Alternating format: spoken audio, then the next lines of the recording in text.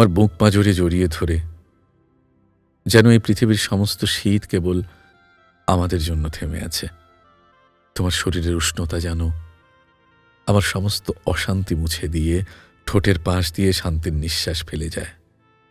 সন্ধ্যার নীরবতা আমাদের চারপাশে নরম করে ছড়িয়ে, আর হালকা হাওয়া আমাদের চুলে খেলা করে, যেন সময় এখন আমাদেরই।